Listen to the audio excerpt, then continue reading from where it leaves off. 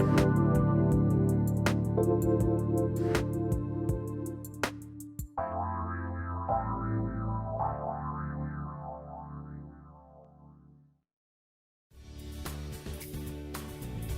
everyone, this is Sherrie Clark, and welcome to Courage to Be Seen. This show's for anyone who longs to take charge of their life, to create more success, accomplish their dreams, and to live in inspiring ways to be powerfully visible and visibly powerful. I will be sharing stories with you from my own career and experiences, from leading engineering teams for the last 20 years, and also from interactions I have been blessed to have with people I've met from around the world. I want to give you the tools, techniques, strategies, and inspiration so you can be the best you. You can achieve the success you desire, personally and professionally. Being authentic, confident, and empowered are the keys to success and the life that you want. You can have the courage to be seen.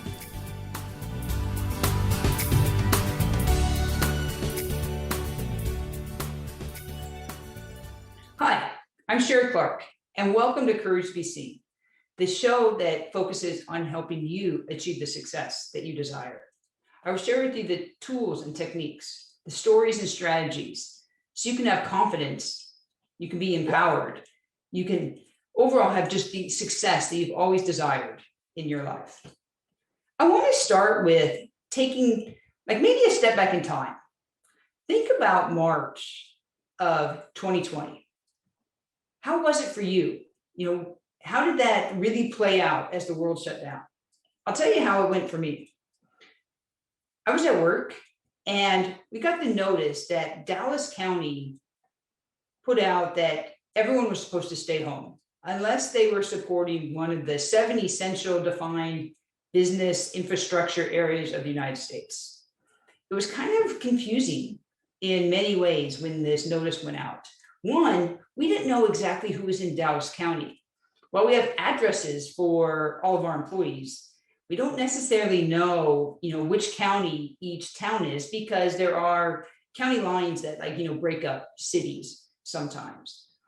In addition, it was a little unclear of exactly the way that they said, unless supporting these various infrastructure areas, defined by the federal government. So taking this confusing information, everyone kind of got to work. One, we had a team of people trying to identify which of our employees were actually in Dallas County and which ones weren't, because our office wasn't in Dallas County, but our employees, if they were located in Dallas County, they had to follow the laws and the rules that were set out in Dallas County. And then we also had, a team of people trying to identify, were we an essential business? What does this kind of legal terms actually mean? In the end, it all really didn't matter, because in a couple of days, all of Texas said employees should stay home. Now, we also were classified as an essential business because we develop power solutions for telecom. We make sure that the cell phones, work, that phone systems work, data centers. A lot of the infrastructure that is really what we've relied on in the last year, very important in terms of to power that infrastructure. So clearly we were an essential business. So at least that part, didn't matter. But it was just a lot of confusion. If I think back of it, of should we be in the office, should we not? My son had an extended spring break. School didn't know what to do. So they said, let's just take an extra week of spring break. That was my son in high school. My son in college, he came home from spring break. While he was home, college said, don't come back. We're going to just have everything go online, except we had 2 days notice to move him out of the dorms. So we had to rush back to college, get him moved out of the dorms, and had him back at home. All very unplanned. I'm sure it was this way in your own life. In addition to all this craziness and everyone trying to figure out what to go on, we did have work that we had to do. Employees had to come in, and there was a lot of concern. Is it safe? A lot of people were scared. They didn't know, just like coming into the office, were they putting their lives in danger? What could we do as leaders in the business to help keep everyone safe? We worked really hard and tried to do everything the best we could in a very unknown environment.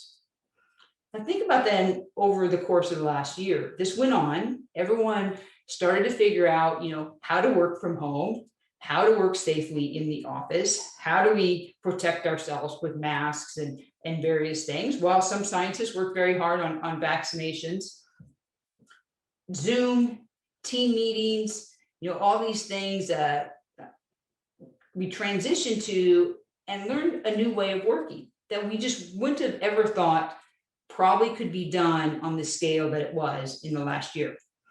But now we are a year later. People have modified their homes. We've set up home offices. Some people have moved, but people are aching to get, back to normal. So kind of what's next? I know some companies have closed offices and they've just told people just stay home. That way they're not paying for rent. And now we have a work from anywhere policy. Other companies are saying, time to get back into the office. We're going to have people in the office full time. Many are in the middle of this, or they're still figuring things out.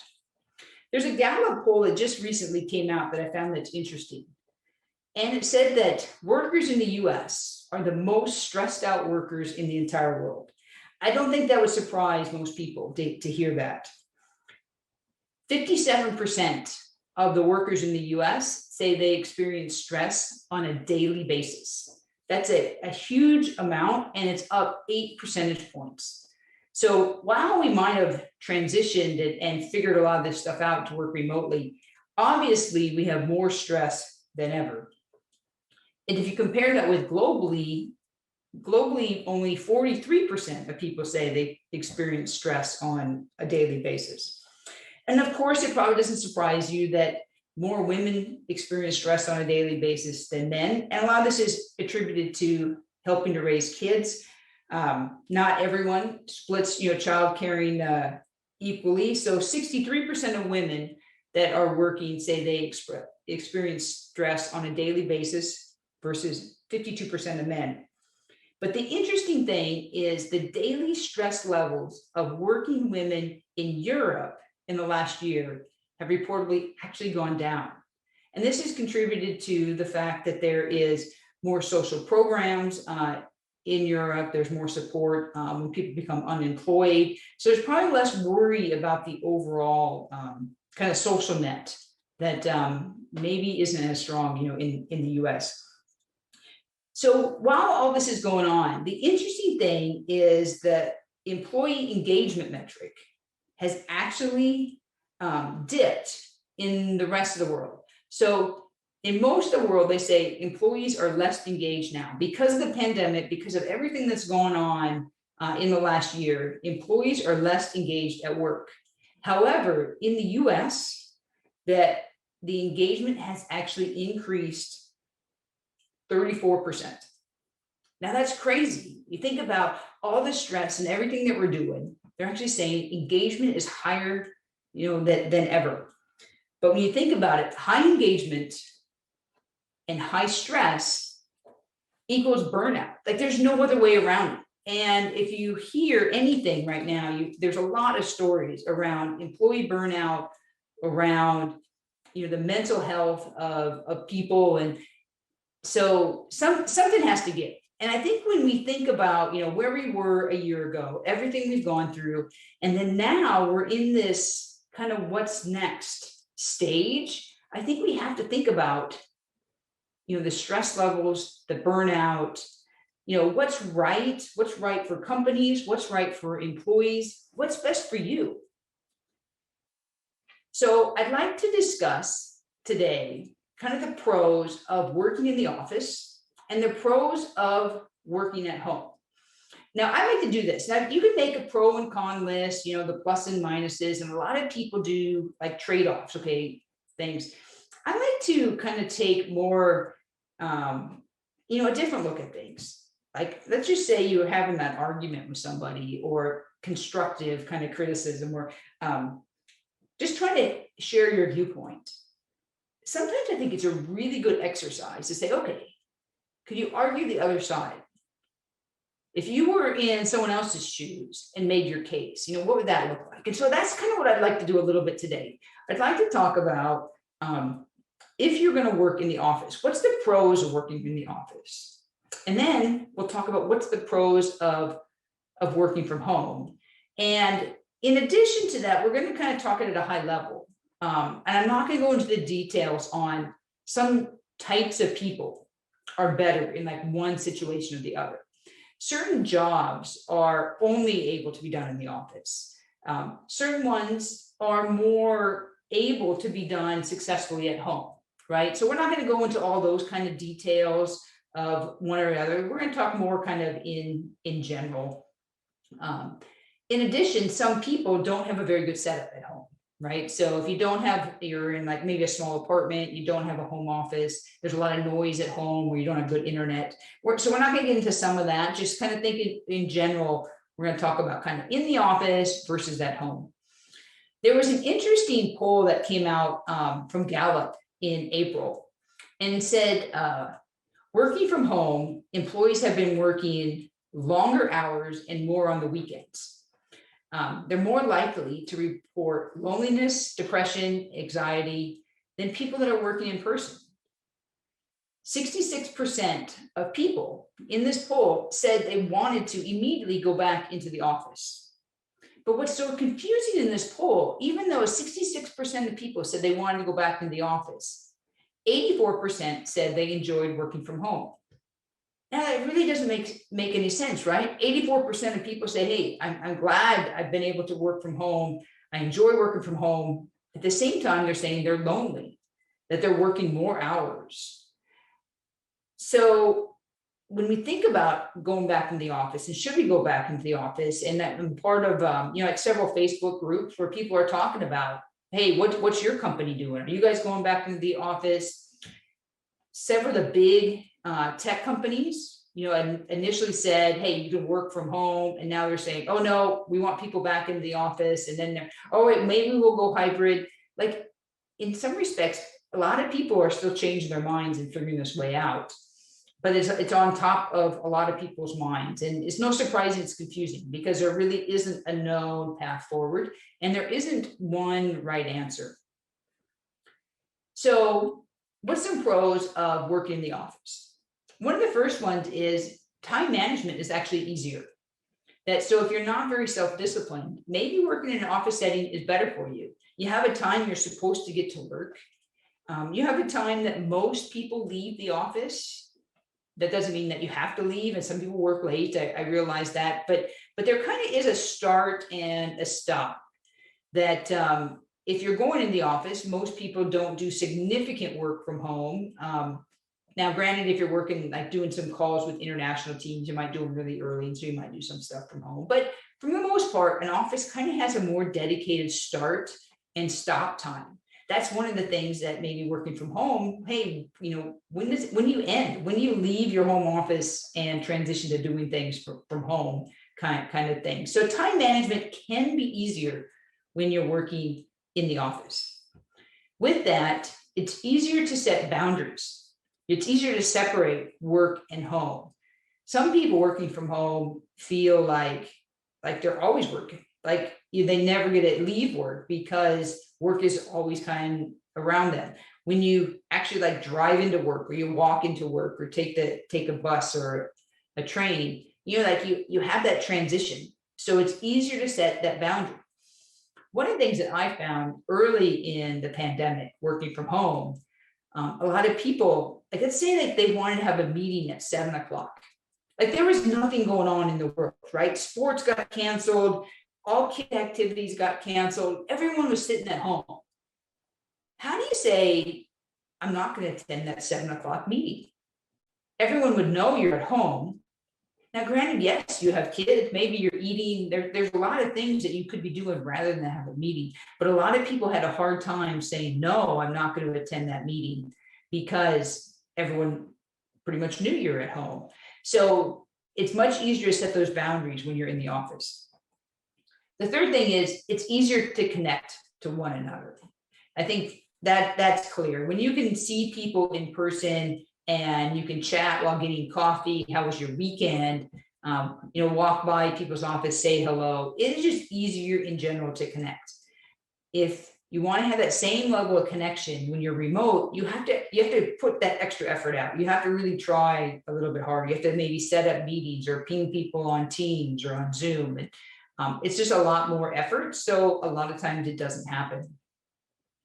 One of, I think, the big pros of working in the office as an engineer, it's easier to solve problems together. It's great to brainstorm at whiteboards and share ideas, or sit at a circuit in a lab and try different tests and look at the instrumentation, together and brainstorm. Yes, we can do some of that on video. There are tools. It has gotten better, but I still don't think it's really to the same level of when you do problem solving together with people and do brainstorming in a room. One of the things most people don't think about when they work in the office is there's just this unplanned communication and collaboration. Like maybe you hear something and like, oh, I could help somebody with that. Or it's that kind of that overhear, or you would have never actually set up a meeting with somebody, but when you run into something or you see something on the whiteboard, you have a little conversation with somebody. And that's a big part of their culture. That's a big part of how we innovate. And that's why companies like Google is saying, hey, people need to be in the office, because you can't plan for that. You just won't set up the time, or you can't set the time because you didn't even know who to talk to. But when you overhear them talking, it's a different story. So with this, right, connecting with people, being able to brainstorm, just overall, it's easier to meet people and build kind of that community that we're so missing when we work from home.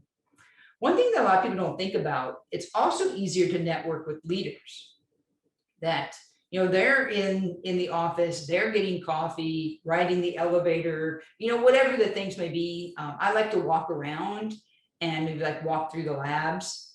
And if people are there, I can see them and visit with them. You don't get the same thing of, I don't just like drop into other people's Teams meetings and Zoom calls, right? That's kind of impossible. But I might stop by a conference room and just say hello. So there's just this opportunity for more networking that is a little bit more in that unplanned area that you just don't get from home. You also will find most meetings can be more efficient when they're in person, that they're not as long, but a lot of it has to do with, you see, body language. People can communicate better. You don't have as many, technical issues. So studies have shown when we are doing conference calls, the meetings run on average longer to get the same amount of work done as if everyone was in person and you could just have a short chat. I do think we can't leave out, though, that the advantage of working in the office, that not everyone has a good home setup. Like I'm lucky. This is where, when I work from home, this is the same setup that I have.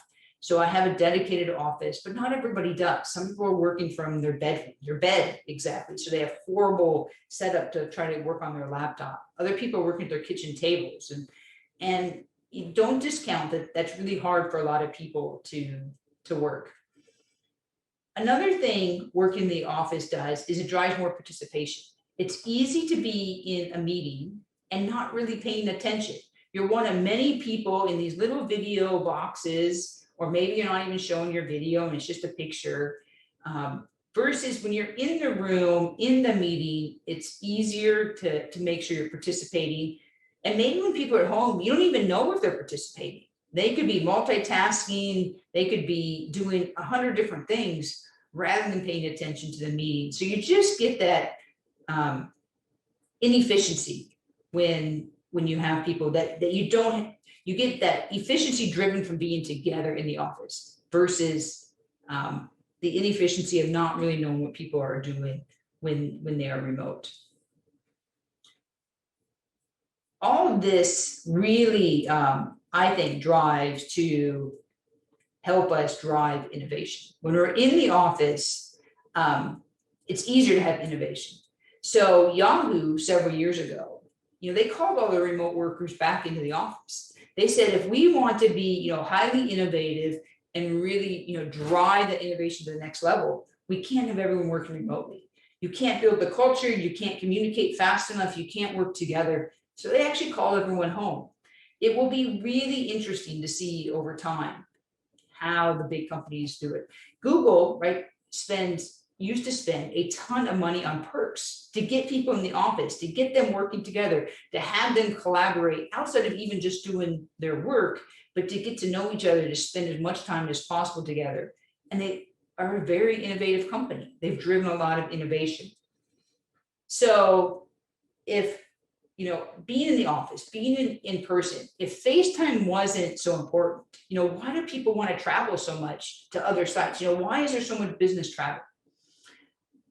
I believe it's very important. A lot of businesses think it's important. So a lot of people and a lot of companies are saying it's time to get back into the office.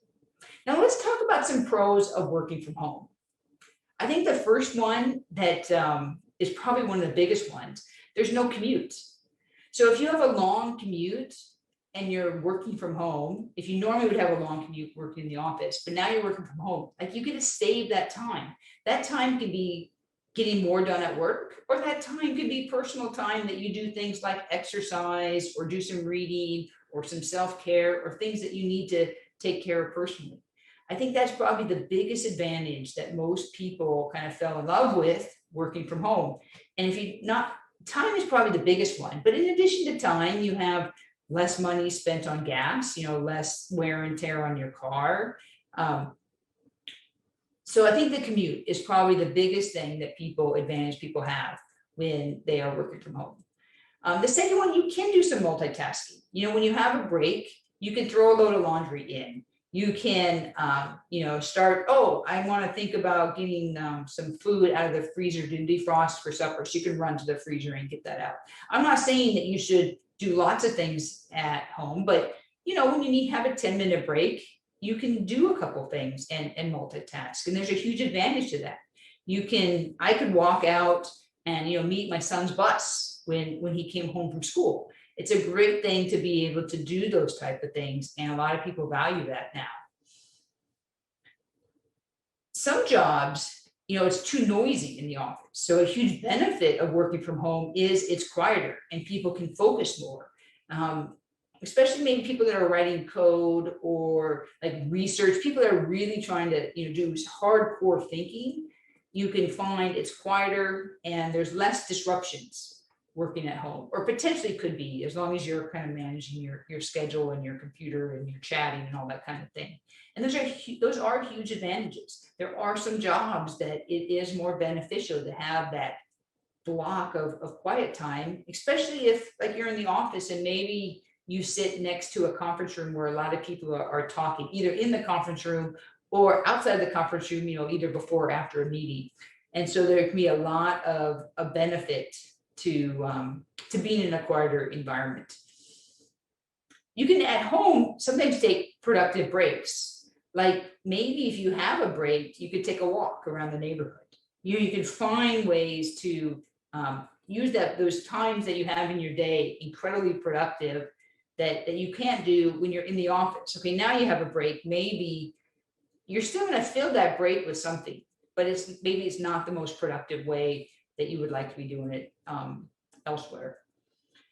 Another pro of working from home is you have a wider talent pool that you can hire into jobs. You no longer have to find are people willing to relocate. And so sometimes you can raise the talent of your team by offering remote work opportunities. Now, then you have to worry about onboarding them and various things like that. But it does give you a bigger opportunity when you are looking to hire for your teams. Most people will say when they're working from home, they have better work-life balance. They can kind of pick their hours. Like not everyone is like an 8 to 5 type of person. Maybe some people would like to start a little bit later and then kind of take a break around noon and then pick up and work more in the evening. When you work from home, sometimes you can do that. Now, sometimes you can't because you have meetings that are scheduled at work. But if you have at least that core work that you need to do just yourself, maybe you have more flexibility in the day and you can line up your work, optimally when you naturally are better to it. I'm a morning person, so I like to get up, and get started. And but some people aren't. And the last thing, I think, when you can work from home, there's more availability from a family standpoint. If you have kids or maybe a parent that lives with you and they need some extra help. So you can't discount, kind of that ability to have these, extra time, just with your family, and be able to take care of kind of like your whole life. So if you are working from home, I'll tell you, make sure that you're comfortable using video, because that allows you to maintain at least some of the connection, the things that are pros when you work in the office. Make sure you get ready each day. Don't put off and say, oh, I don't need a shower, or I can just wear, t-shirts and things like that. But get ready, start the day, kind of have that time bound. Hey, I'm actually working, and make sure that you set up time that you can stay connected. And so even though you're not naturally having those interactions with people in the office, you want to make sure that you have that time. So schedule some one-on-ones, schedule some short chats, and you can make being at home just as productive as people that are in the office. So I don't know which one is better. I think this is an experiment. We're going to continue on, should we be at home or should we be in the office? And so the jury's still out, and we'll kind of see where it goes.